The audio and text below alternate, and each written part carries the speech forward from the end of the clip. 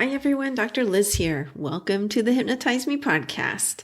I'm glad you're here and hopefully it will help you with your journey along the way. I've been an entrepreneur for most of my adult life. I built an award-winning company that was a household name in South Florida, then sold it, and then focused mainly on my private practice as a psychotherapist, helping people feel better. I specialize in hypnosis techniques for anxiety, sleep, emotional healing, some habit change. All of my experience gives you a unique perspective. If you'd like to support the podcast, you can buy me a coffee at buymeacoffee.com/Dr. Liz Bonet, Bonet. Another way is to buy one of the downloads that I have for sale on my website, drlizhypnosis.com, DRLIZ hypnosis.com. I only have a couple up there, but they're really good ones. They've stood the test of time. And if you're looking for some free downloads, subscribe to the newsletter and you'll get free hypnosis downloads to reduce anxiety and to increase emotional stability. You can listen to those immediately. Start helping yourself today. But listen to this episode first before you do that. Another way to support the podcast is to rate and review it on iTunes or Spotify or wherever it is you're listening to it. That always helps me get found by people, which helps me help more people. So you're going to help me help more people. I'm going to wrap this up. Enjoy the episode, and I hope to see you back here soon.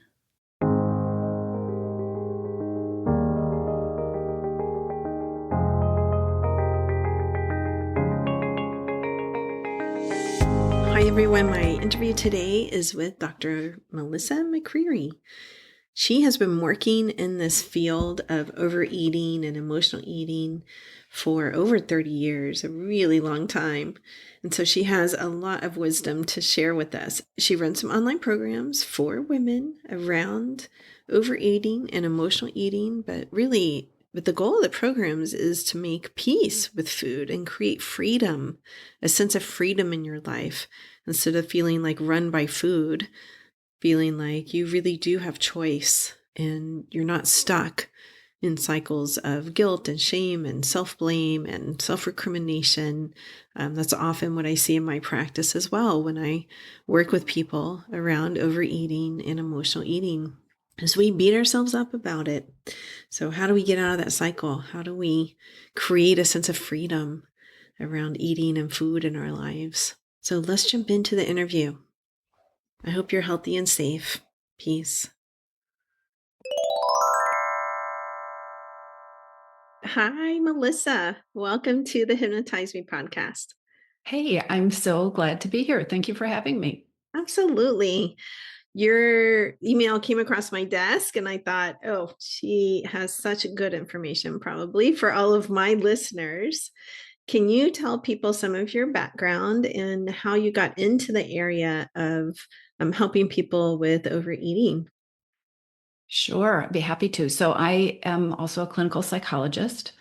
I have spent my entire professional career, which goes back over 30 years now, helping women with food and weight and eating and their bodies. And just, I think every single way you could tangle that up. And we all have been taught to tangle that up. Yes. That has been my career.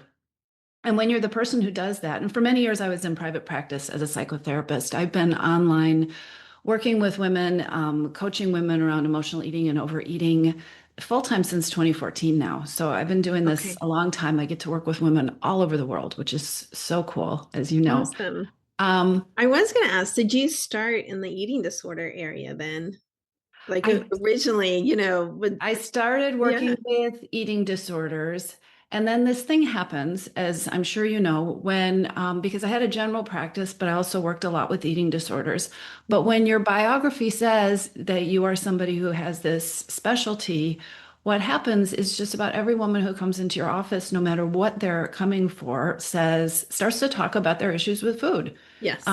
We have been, and our culture teaches us to have issues with food Mhm. from practically, it's sad how young it is. Yes. Um, and over time, working with women, helping them like end these struggles, be free of these struggles, what I saw over and over again that just made me heartsick and actually led to me doing what I do now is I would sit across from women who were incredible, capable, strong, amazing women who were doing all sorts of undoable things in their lives. And they would sit across from me feeling hopeless around issues with food, Mm-hmm. telling me, this is always going to be a struggle for me. Or Mm-hmm. I know I'm just going to have to be really strong. This is something I'm always going to have to control. I'm going to have Mm-hmm. to be vigilant about this. This is an issue for me. Like it was a part of their character, right? Yeah. And it's not true. And the longer, what surprised me when I got into this profession is that so much of the professional training is that that's the truth, Yes, right? that's true. We Mm-hmm. teach control and we teach discipline. We don't, but Uh-huh. that is what women are taught is necessary. And that is so different from freedom and peace, Mm-hmm. which is absolutely possible. And so, I mean, I could get on a soapbox about that for a very long time, but it's so important. And women are putting so much energy into fighting with something that they're going to have a relationship with the rest of their lives, their food and their Yes. eating. And Yeah. it's so possible to do it differently. So that's what I help women do. Okay. Okay. So then you moved from, let's say, private practice into more of the coaching realm. Like you were about the same age, I think. And so when we went through grad school, I mean, I went through in the 90s, the coaching didn't exist, Right. right? Like the coaching profession didn't exist. It came online really is like the internet took off, really. So so at some point did you give up your license and just do coaching then? You moved into that? No, I still have my license. I think coaching is a kind of sticky profession. Mm-hmm. It's a label that just about anybody can adopt. And I Yes. approached coaching I'm just going to make some assumptions about you because you went through the whole PhD process, but we feel Yeah. like learning is important, and I probably overlearned with coaching. I went through a very formal certification program. I took oral exams and Mm, had to coach my instructors and all sorts of stuff.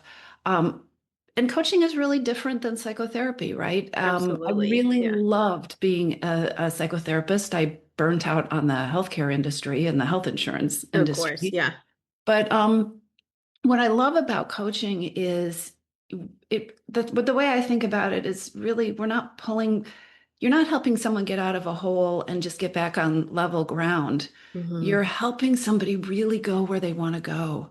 And particularly with food and eating, and that's another thing. I'm really glad you asked this question because I hadn't put it into words before, but I feel like so many women don't think about where they really want to go with food and eating. They think about what I'm going to have to do, Oh, right? yeah. What they Yeah, have to do or what they don't want to do. Like, I don't want to exactly. What binge, I'm going to or I have to don't give want to up. do this, or I don't want to gain weight, or I don't, vast majority. Right? I have a I dog call it who, deprivation thinking. yes, it's It's deprivation thinking. deprivation. Right. Yeah. But to really think, what do I want? Right? What do I Yeah. want my relationship with food to feel like? How do I want to eat? Not, well, I know if I'm going to achieve my goal, I need to do this, and there's these Yeah. macros, and there's this like, no, wait a Yeah. minute. What do you want? This is Uh-huh. your life. We eat every single day, hopefully. Um, Yeah. It's it's very rare to hear someone ask that. yeah, Hmm. yeah. And I think it's confusing for a lot of women because I think diet culture kind of teaches, not kind of, to get what you want, you have to live in deprivation. And you can't have what you want with food. I hear so many women who first, when they come to me, say, I know this goal is important to me. I'm willing to work really hard. I mean, they set up this path from misery. They know that I'm Hmm. ready to do it. And I know I'm going to have to give up the things that I love the most. Mm-hmm. Like, oh my gosh, how sad is that? No, no, no, Yeah. no. Okay, so then you're not a fan of fan is an overstatement. But you're not a fan of like uh special diets, low carb, keto. I mean, a lot of those are you give up, right? You give up high carbs, you give up desserts, you give like a lot of those. Weight Watchers, like you're not a fan of a particular way of eating then? Well, here's the thing. First of all, I think the one thing I know for sure in all the years of doing this is that there is no one way of eating that works for everybody. Okay. That I'm absolutely certain about. Mm-hmm. Um, we can, and it's really important. And okay, there's about four things I want to say at once here. Yeah. Part of the problem here is that diet culture has taught women to lose their confidence in themselves and to stop listening to themselves. Mm-hmm. When we listen, it's only when we listen to ourselves, it is only when we filter all that information out there through our own wisdom, because you're the only person who's lived in your body your entire life, right? You are the only person in there. That's when you start to figure out the way of eating that is right for you. And so, in my programs, we start with the psychology and we start with the mindset because, like I like to say to my clients, you and I can turn anything into a secret diet or a deprivation plan. We can take So anything true. and find a way to have it make us miserable, Uh-huh. right? And you can take many of these same approaches from when you come at them from a place of feeling empowered and confident and, hey, I'm going to do what's right for me. And I'm listening to my body. And wow, when I eat this way, I feel really good. So I want to do more of that. That sets you on a completely different path. You might be doing some of the very same things. Mm-hmm. Did I say that in a way that makes sense? Well, you're saying that you come at it from a place of empowerment versus deprivation. Empowerment Absolutely. versus I have to. Empowerment meaning like, all right, if I make these choices, it does feel good actually. And so I want to keep making those choices versus I have to keep making these choices. Yeah. If you come to So me it's and only say, I to really because want, my macros say, or yeah. If you okay. come to me and say, I know I need to eat, do a keto plan, that I know that, I'm going to ask you why. Like, why do you know that? How do you know that? Well, my doctor said, or well, that's what they say on Instagram, or what. Okay, but what do you know? The Mm-hmm. art of listening to ourselves is, first of all, it's one of the biggest, most powerful tools that we can leverage. But it's interesting how in this one area, it doesn't occur to women to do it. I was talking to somebody, a client who had had some really successful experiences with hypnosis, very successful in other areas of her life.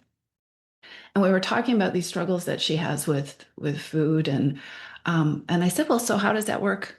How does that work in this area? And it was like this light bulb went off. It had never occurred to her that her thoughts and what was going on in her mind, and it had never occurred to her that this could be influencing things. She was so focused on, I know I eat too much sugar, right? I Mm-hmm. know I need to like cut back on this. I know I need to. It was so focused on the food, she was missing like 90% of the picture.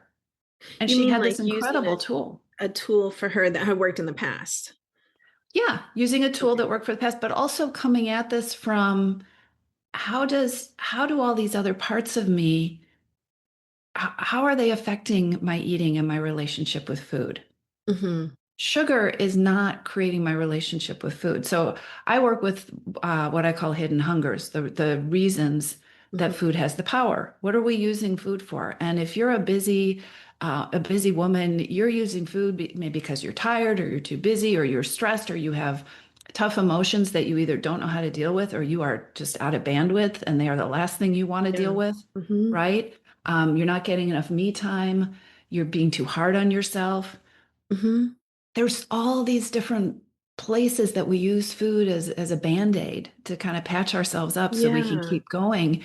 And it doesn't occur to us to think about that because we've Oh, been yeah. taught, I look was at the working. macros. Yeah, I was working with someone the other day who's she's a full-time teacher. And we were talking about how she went by and got fast food and she's beating herself up about it. And I said, okay, let's look at that day. What happened? Well, she's a teacher. She lives in South Florida, which has a shit ton of traffic. She had to drive across town after teaching and go to a medical appointment. And she really didn't have energy to cook that night. And so I Yeah. was like, okay, when we look at it like this, does it make sense that you went through a drive-through? Like you're out of energy. This was like your resource, really. Like this, if we see it as, okay, a choice I made in the moment for myself because I was so tired, because I knew I would get home and I didn't have energy to cook, like that changes the picture there. Can we let go of Yes. some of that guilt and beating yourself up and, all of this self-recrimination that happens? It gives you a whole different problem to solve. See, Yeah. self blame and shame and self-recrimination, they back you into a corner. There is no room for Yes. curiosity because once you've decided it's my fault, I just should have gone home and made dinner anyway. I Yes. should have had more energy. I shouldn't Right. have run out of bandwidth. All that stuff that you've probably been taught, right? Once you Yeah. decide that, then all the only answer is I need to push myself harder. I Yeah. need to push myself harder. I need to be meaner to myself. I need Mm-hmm. to have more discipline. And it puts you on that hamster wheel because it's inevitably you're going to fail. Yeah. You're going to eat. Mm-hmm. We tend to overeat and emotionally eat when we're lowest in bandwidth. And if Mm-hmm. if you fall it for that myth that you're just supposed to beat yourself up to get more bandwidth, it's a Yeah. vicious cycle. But if you can say, like you said, okay, so what happened here? Yeah. Why did this happen? There's an absolutely reasonable reason that I used food or that I Yes. went to the drive-through or that I ate what I hadn't Mm-hmm. planned on eating. Then you can start to tackle, okay, how could it be different? Right. It just takes you in a completely different direction.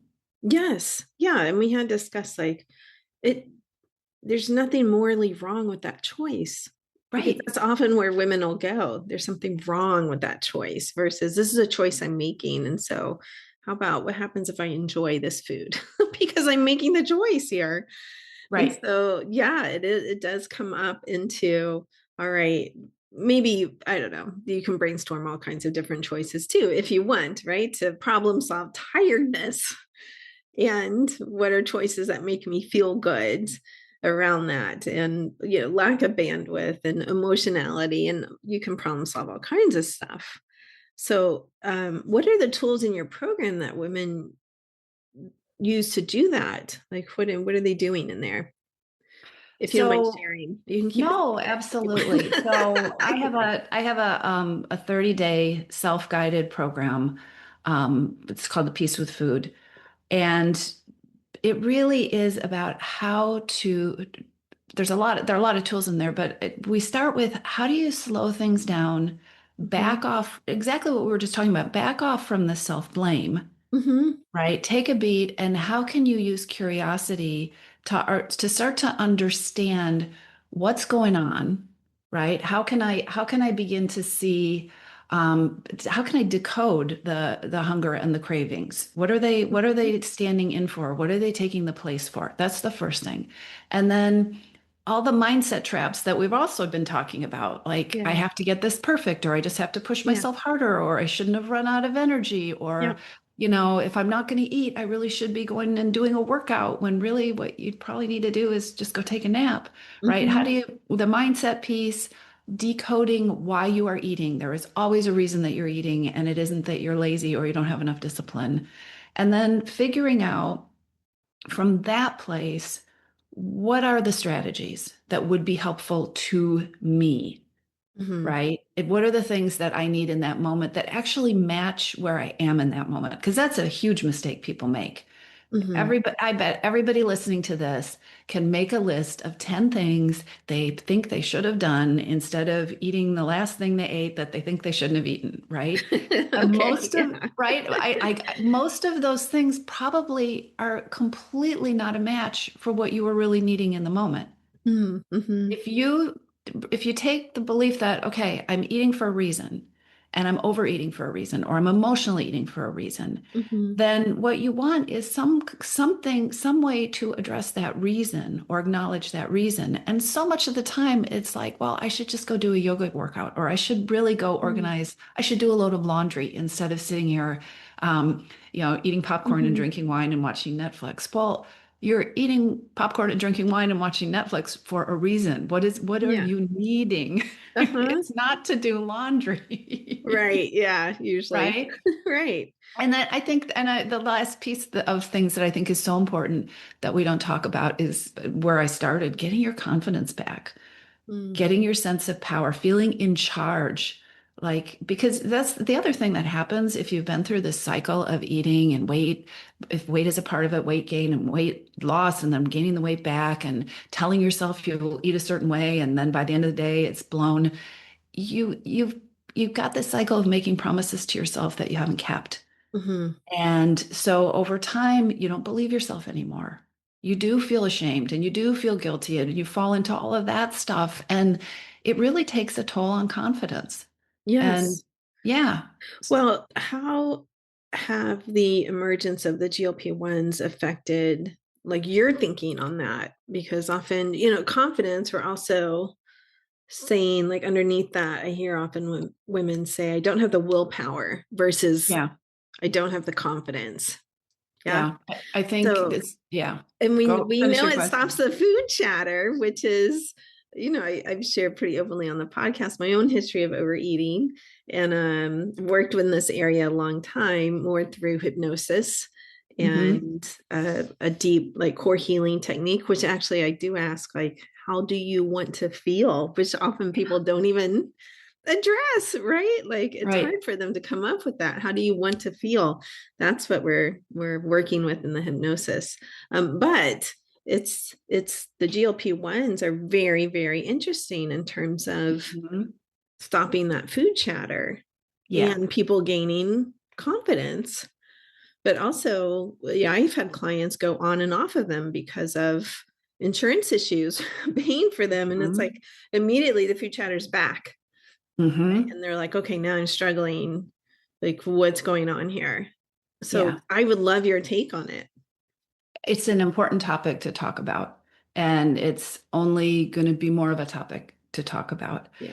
I think that, and I've talked to a number of people in various medical specialties. There absolutely is a place for GLP-1s in for different health conditions, Okay. right? There is a place I'm for them, terrified and of them, by the way. Like I'm not. I Yeah. am not the majority who are like, yay, Jopi. I mean, I hear horror stories So about, I do too. I do yeah, too. But I'm not going to give medical advice about a GLP-1. of I'm not course. qualified to Yes. do Yeah. that. And I think there are some potential medical benefits to taking one. Yes. I'm That's not where going they to were say there made. aren't. Uh-huh. There is not long-term data on these Mm-hmm. drugs because they haven't existed and Mm-hmm. been used in this, right? So we don't have the longitudinal data. And there are a lot of people who are saying very blithely, well, I just feel so great. I'm going to stay on these forever. Yep. Well, we don't know what that looks like, first Mm-hmm. thing. Um, the food chatter is interesting. I actually had somebody who I was working with who was a physician, and she took GLP-1s for a while. And she said, you know what? It was very interesting to me because the food chatter stopped, but it didn't stop. Mm-hmm. I didn't want to eat, but I still did want to eat because of back to there's a reason you're eating. And for Mm-hmm. so many women, we use food as a coping strategy, as a Mm-hmm. numbing strategy, as a way to stop and take a break, as all Mm-hmm. those hidden hungers. And if you want to know more about hidden hungers and how they're impacting you, there's a free quiz you can take on my website, and I'm happy to share about that if that's helpful. Awesome. I love free quizzes. They're kind of fun. Yeah. Um, but so you have a relationship with food that has to do with your biology, and you have a relationship with food that has to do with your way of thinking and your habits and Yes. your mindset. And yes, those things interact, but GLP-1s do not change all of those things. Mm-hmm. And so again, there's no one way of eating. I would imagine there's not going to be one perfect plan for everybody with GLP-1s. Yeah. But I know when you're dealing with something like food that is multisensory, that is a nutritional, it's a fact, something that we need for nutrition, but it's also got emotional components and psychological components, and it's a thing we've learned to use for comfort and for stress Yes. relief and for numbing and all these things. If you don't address this, and this is the same thing that has happened for bariatric surgery patients. Um, is not going to be a permanent solution for you, Yes. Yeah. right? Peter Attia Hmm. He runs a very popular medical podcast. He's a medical Yeah. doctor, and he does talk about this. Like, doctors really need to give a song and dance around these drugs, because it when people don't stay on them forever, which they're finding maybe they shouldn't because of the muscle loss, right? Yes. Particularly women as they age and go into menopause, like women in their 40s and 50s losing massive amounts of muscle, right? Which is, and also muscle quality. Anyway, Yes. all this stuff where we need to really up our protein. And, he says they should really come with like how to use them, how to eat, all these measurements. And doctors aren't doing that. But also when they stop them, then there are psychological consequences as well. Actually, they're finding psychological consequences to them. So they're calling it Ozempic personality, where people lose empathy. They Hmm. turn mean, irritable. They don't, Hmm. care about friends anymore. Like, they lose feelings.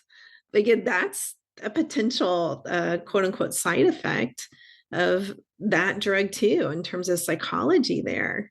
And then they lose their support. They're getting Ozempic divorces, not because of weight loss, but because of the personality changes. Like, they don't actually Yeah. care about their partners anymore. And that to me is really like the psychological area that not a whole lot of people are talking about.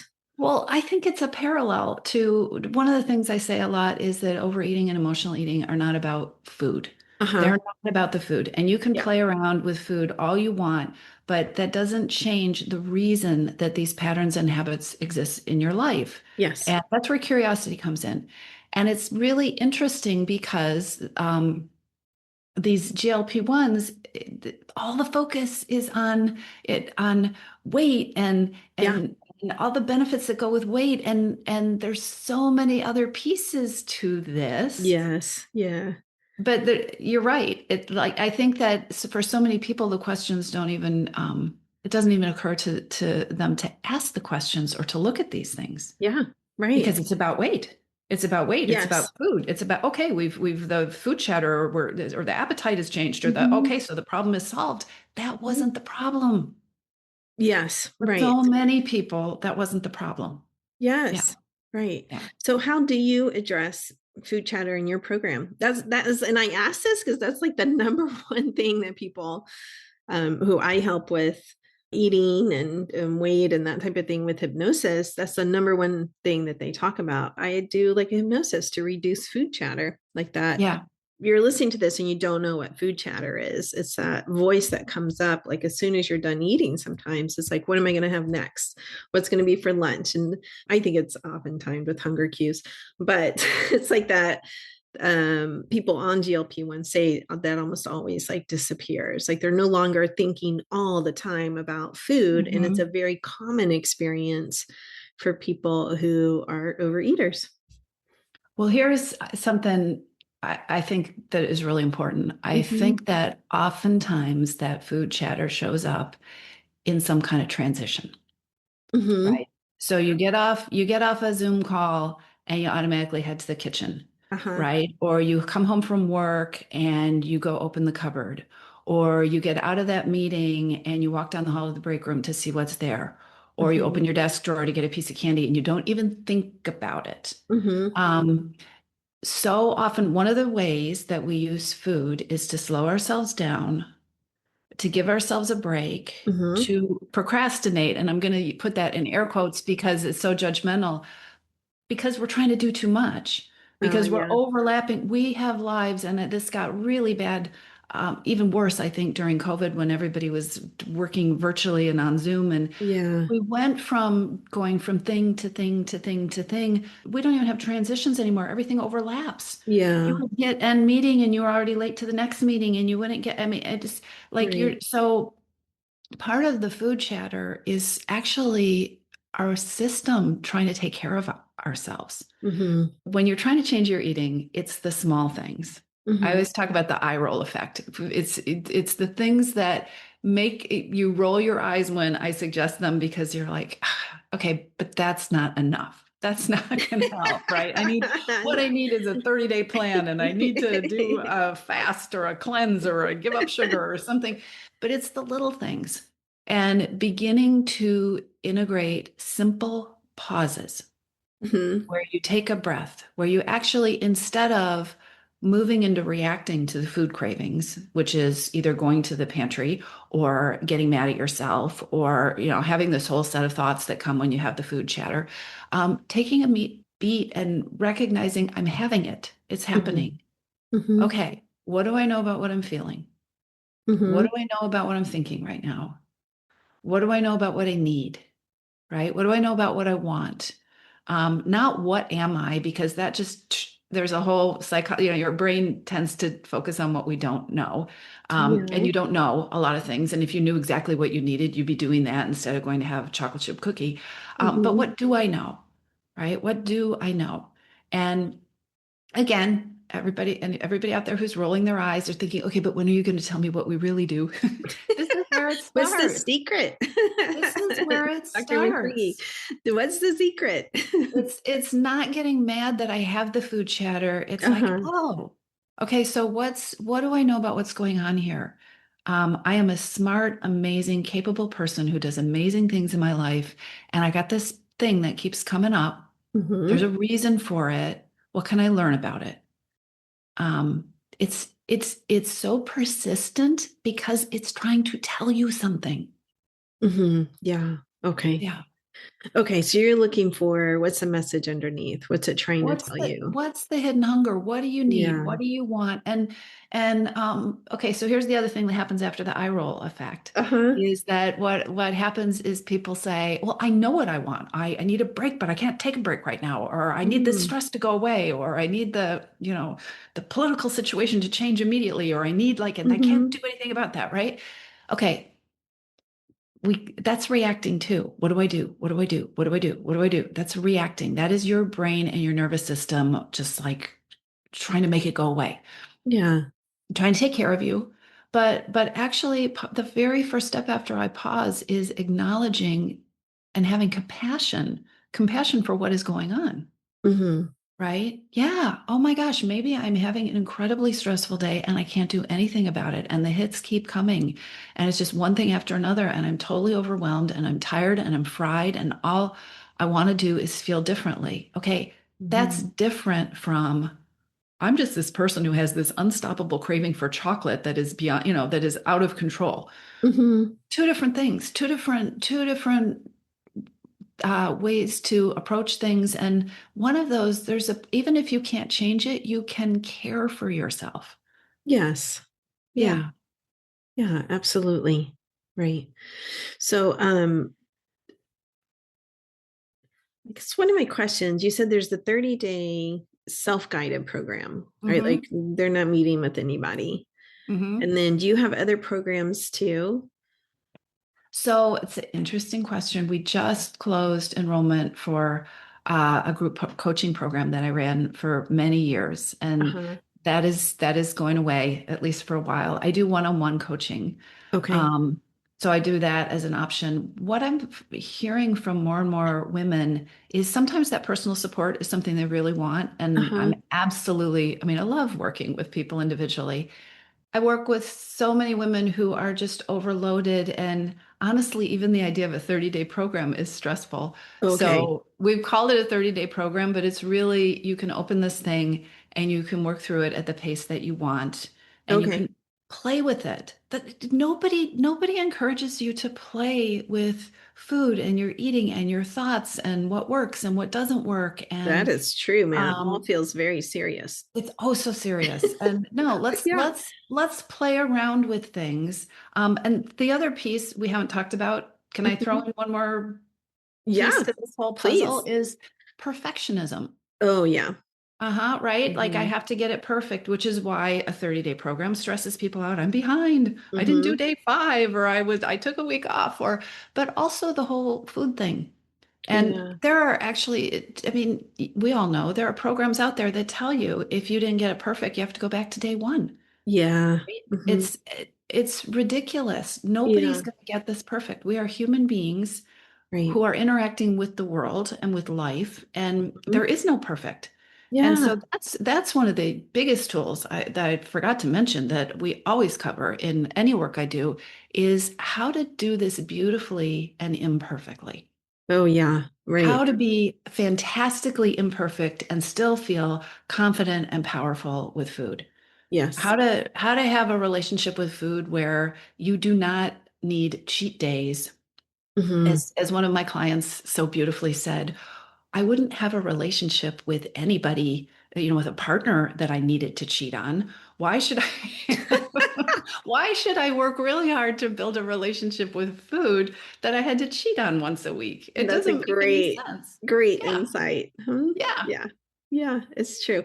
So when you said the group part is going away, you mean like you're not going to offer it again, or there's enrollment like dates and then you do another one at this Well, date? at this point, we just closed the last session of it, Okay, so you're which not makes doing it me again. very sad. And so you're making me sad to ask because it's Oh. it's a it's been a hard goodbye. But I'm kind of making some changes in how Mhm. much I'm working, and so Okay. So I'm it's gonna a have to say 30-day self-guided, and if they want extra support, they can do that one-on-one with you. one-on-one coaching. Yeah. Okay, got Yeah. it. And I've got a number of little, like there's a 7-day quick start program, and I've got a mindset program. And so there's a number of tools at my website. But Mm-hmm. my goal is to try to make it easy to give people things that fit with their life, Mm-hmm.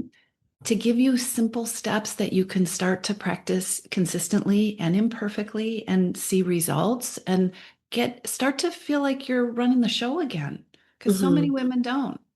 Yeah, yeah, right. I think that's such a good point. They feel run by food, run by work, run by kids, run by like all kinds of stuff except themselves Yeah. often. Yeah. Yeah.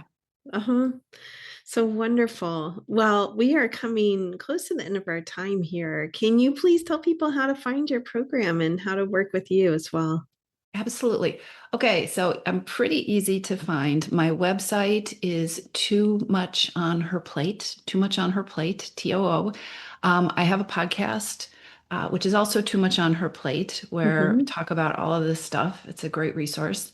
If you go to the website, you will find links to my programs. You will find a link to take the free Hidden Hungers quiz, which that's really what I recommend. I would start with, check out the podcast and take the quiz. It's free. Mm-hmm. It's a series of 30 some multiple choice, not multiple choice, yes or no questions. When you take it, what it will give you is your primary hidden hunger. Mm-hmm. Don't worry, we all have some of all of them, but where is the place to start? It'll give you that, and it'll give you some simple steps and some free resources, like start to pay attention to this, start to play with this. Um, they're like over, I forget how many thousands of 45,000 people have taken this quiz or something. It's pretty fun. It's pretty Awesome. How easy. Yeah. exciting. Yeah. Yeah. So it's all Very at the cool. website. Very cool. All right, great. Oh, how long have you been running your podcast? I we're on episode 202. Whoa, that's a So lot. yeah, been around for a Awesome. while. I can't remember what year we started. I don't know, they blend together. Yeah, But they do. yeah. Great. And the podcast as well is called Too Much on Her Plate. Too much on her plate. Yep. Okay, Yeah. fantastic. So good resources for everyone. Again, thank you so much for being here and sharing some of your wisdom with us today. Absolutely. Thank you so much for having me. Yeah.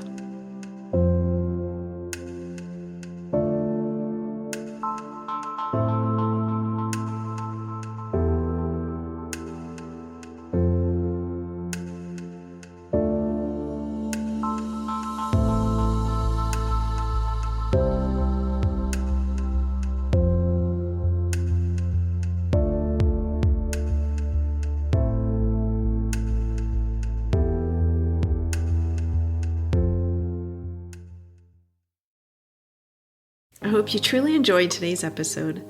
I work all over the world doing hypnosis, so if you're interested in working with me, please schedule a free consultation over at my website, drlizhypnosis.com, and we'll see what your goals are and if I can be of service to you in helping you reach them.